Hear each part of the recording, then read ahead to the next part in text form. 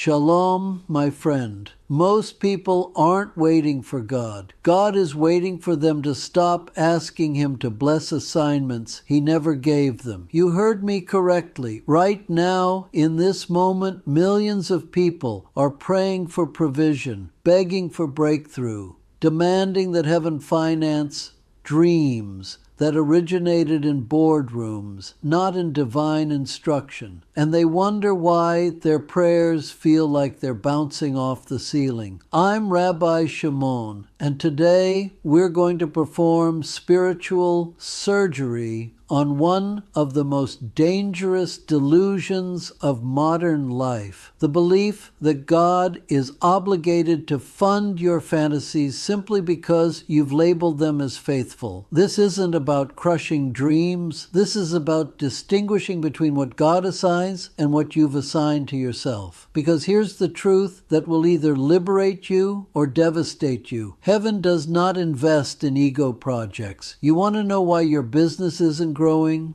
why your relationships keep failing, why money runs from you like you have an identity misalignment? It might not be spiritual warfare. It might not be the enemy blocking your path. It might be that you're asking God to finance a life He never ordered you to build. And God, in His infinite wisdom, refuses to become an accomplice to your identity crisis. Let me paint this picture differently. You wouldn't expect your bank to fund a house you designed without blueprints, built on land you don't own, with materials you haven't purchased. Yet somehow we expect the Almighty to provide resources for visions that originated in our ambition, not His instruction. This is theological insanity, masquerading as faith. Here's what the Torah teaches us about divine provision. And this principle will either revolutionize your life or expose everything you thought you knew about God's economics. Identity produces assignment. Assignment produces provision. It's a divine sequence that cannot be reversed, manipulated, or shortcutted. Look at Noah. Did God fund Noah's Ark because Noah had a passion for marine construction? Absolutely not. God funded the ark because God specifically commanded Noah to build it. Every piece of timber, every measurement, every animal that walked up that ramp was resourced by heaven because heaven had initiated the project. Noah didn't pitch the idea to God. God assigned it to Noah. Consider the Mishkan, the portable sanctuary in the wilderness. Did the Israelites crowdfund this vision because Moses had an entrepreneurial dream about religious architecture? Not even close. God provided the gold, the skilled craftsmen, the detailed blueprints, and the supernatural wisdom because God had designed every element of that structure. The provision followed the assignment, not the passion.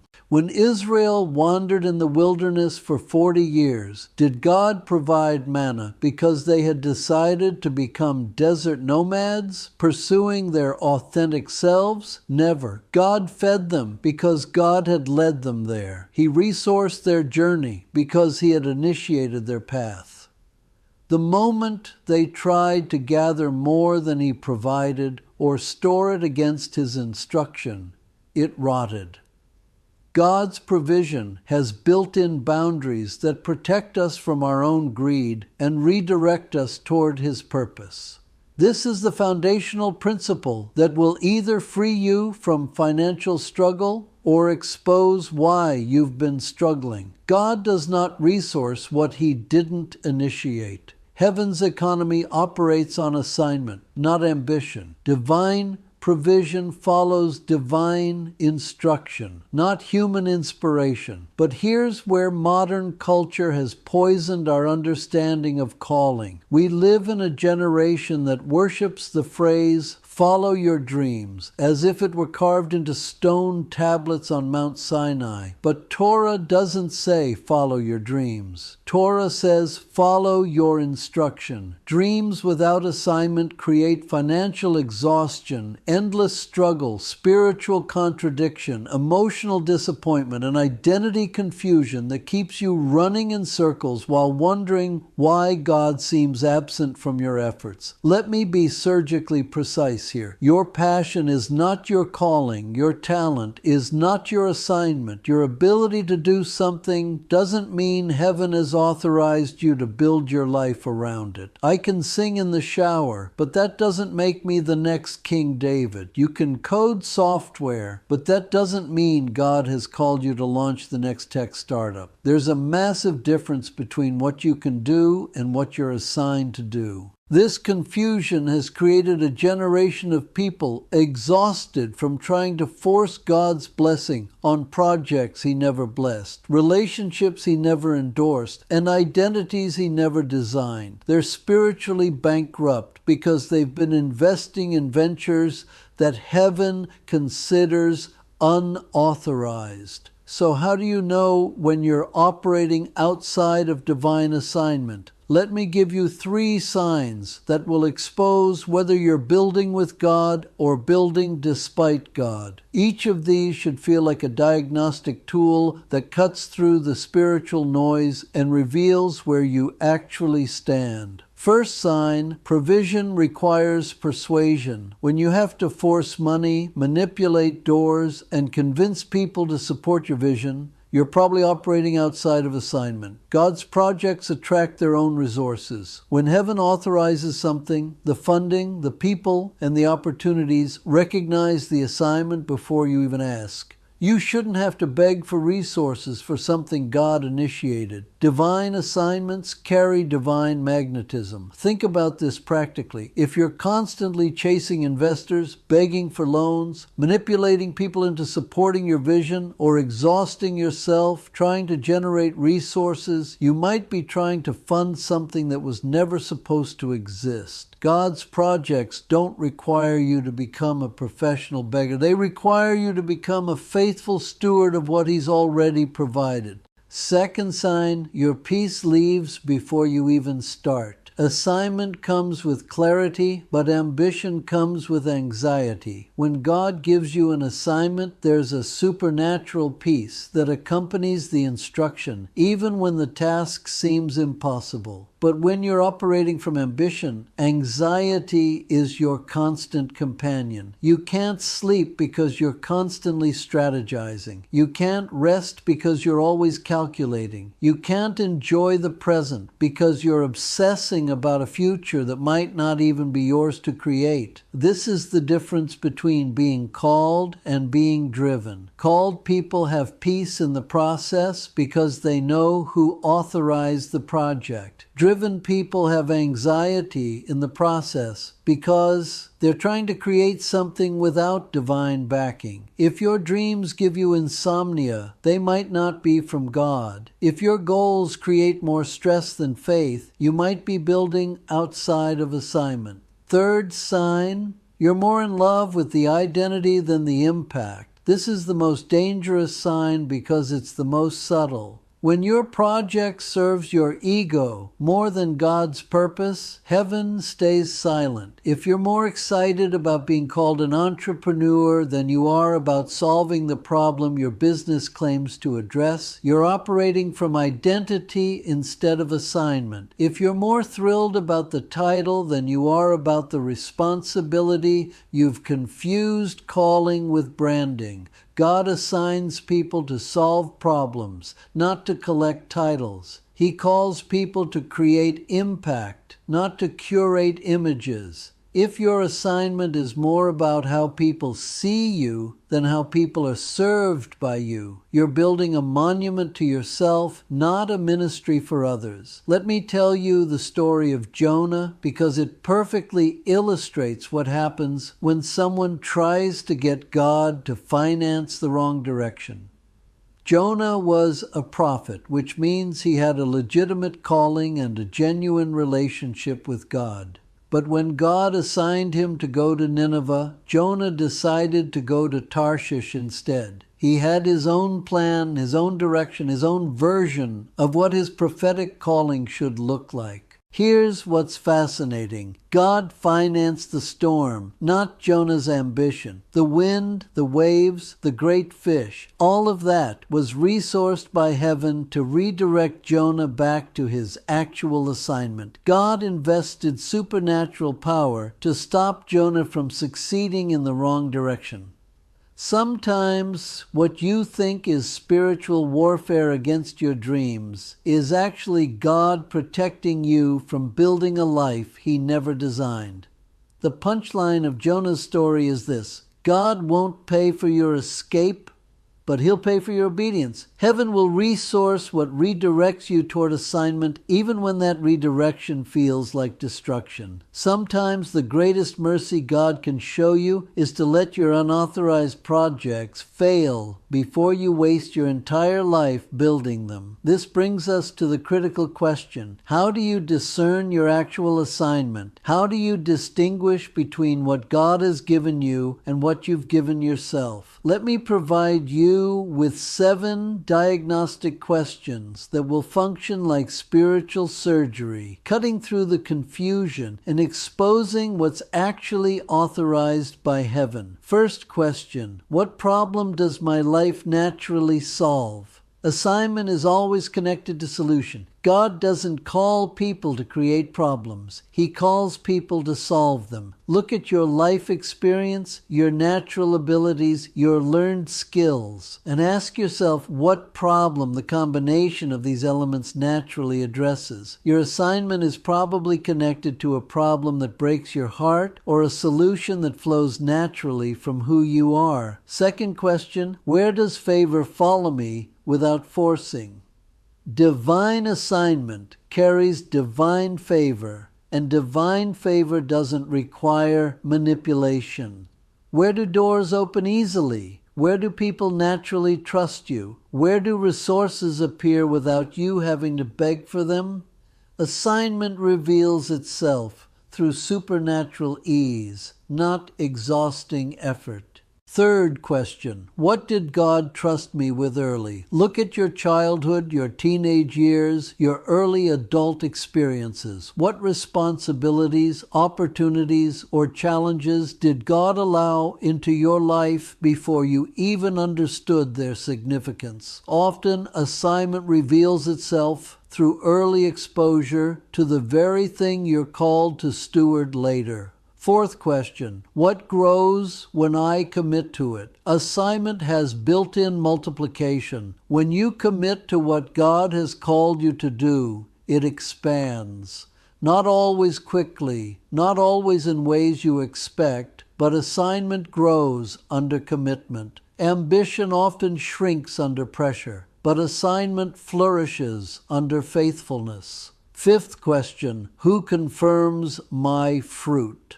Assignment produces fruit that other people can recognize and confirm. If you're the only person who believes in your calling, you might be operating from delusion instead of divine instruction. God's assignments create fruit that spiritually mature people can identify and affirm. Sixth question: what drains me versus what strengthens me? This might surprise you, but assignment often energizes you even when it challenges you. Ambition exhausts you even when it succeeds. If pursuing your dreams leaves you spiritually empty, emotionally depleted, and relationally isolated, you might be operating outside of assignment. Seventh question: what would I do even if no one paid me, praised me, or promoted me? Assignment has intrinsic motivation that doesn't depend on external validation. If you would still pursue something even without recognition or compensation, that might be assignment speaking. If you're only motivated by what others think or what you might gain, you're probably operating from ambition. Now let me describe what happens when assignment aligns with your actual calling, because this transformation is so dramatic that it will seem almost supernatural. When you finally discover and commit to what God has actually assigned you to do, resources begin to recognize you. This isn't metaphysical nonsense. This is spiritual reality. Money, opportunities, connections, and favor start flowing toward you because you're finally operating in harmony with heaven's intention for your life. The right people appear without you networking, manipulating, or begging. God brings the people you need when you need them because He's managing the relationships connected to your assignment. You stop chasing connections and start receiving divine appointments. Money stops running from you like you have some kind of energetic repulsion. When you're operating in assignment, money becomes a tool that's attracted to the work, not something you have to chase, manipulate, or beg for. Financial provision follows divine assignment because God resources what He authorizes. Work feels anointed instead of exhausting. There's a supernatural grace that accompanies assignment that makes even difficult work feel meaningful. You're not just earning a paycheck, you're participating in something that has eternal significance. Growth becomes directional instead of random. When you're in assignment, your development has purpose and focus. You're not just accumulating skills and experiences, you're being prepared for specific responsibilities that God has designed for you. Heaven becomes a partner instead of a spectator. When you're operating in divine assignment, you experience God's active involvement in your work, your decisions, and your daily life. Prayer becomes partnership, not performance. Faith becomes functional, not theoretical. But I know what some of you are thinking, and I need to address these objections before they derail everything we've established. Some of you are saying, "But Rabbi, my dream is holy. I want to build churches, help people, serve God. Surely that means it's from God." Holiness doesn't equal assignment. Good intentions don't guarantee divine authorization. You can have a holy dream that God never gave you. The religious world is full of people doing good things that God never asked them to do, wondering why heaven seems absent from their efforts. Others are thinking, God knows my heart. He knows I want to serve Him through this vision. God funds instructions, not emotions. Your sincere heart doesn't obligate God to resource your unauthorized projects. Heaven operates on assignment, not sentiment. God's love for you doesn't mean He's required to bless everything you feel passionate about. Still, others are saying, I'm waiting for confirmation. I'll know it's from God when He confirms it. Assignment reveals itself through fruit, not feelings. Waiting for emotional confirmation while ignoring practical fruit is spiritual immaturity. God's assignments prove themselves through results, impact, and the tangible ways they advance His purposes in the earth. Here's your challenge, and I want you to take this seriously because your spiritual and financial future might depend on how honestly you answer this question. I want you to identify one project, dream, or identity that you've been asking God to bless. Maybe it's a business idea, a relationship you're trying to force, a career path you're pursuing, or an image you're trying to create. Now ask yourself this question with surgical honesty. Was this given to me or did I create it? Did this assignment originate in heaven's instruction or did it originate in my ambition? Am I asking God to finance something He authorized or something I authorized? If the answer is that you created it, I want you to do something that will either liberate you or terrify you. I want you to release one ambition that heaven never ordered. Stop praying for God to bless something He never blessed. Stop begging heaven to resource something He never authorized. Stop trying to force divine provision on human ambition. This doesn't mean you give up on purpose or calling. This means you give up on projects that are masquerading as purpose, ambitions that are pretending to be assignments, and identities that are counterfeit versions of who God actually called you to be. The truth is, most people are so busy building lives they think God should want for them that they never discover the life God actually designed for them. They're so invested in their version of their calling that they can't hear God's version of their calling. They're so committed to their dreams that they're closed to God's dreams for them. But when you release what you created to embrace what God created, something supernatural happens. The anxiety lifts because you're no longer trying to convince God to partner with projects He never authorized. The financial struggle eases because you're finally asking heaven to resource what heaven initiated. The relationships improve because you're no longer trying to manipulate people into supporting visions they intuitively know aren't authentic. This is why some of you have been praying the same prayers for years without seeing results. This is why some of you feel like God has abandoned your dreams. This is why some of you are financially exhausted despite working harder than everyone around you. You're asking God to bless assignments He never gave you while ignoring assignments He's been trying to give you. Your soul is the blueprint. Your life is the construction. Shalom, my friend. Now let's build the life God designed for you.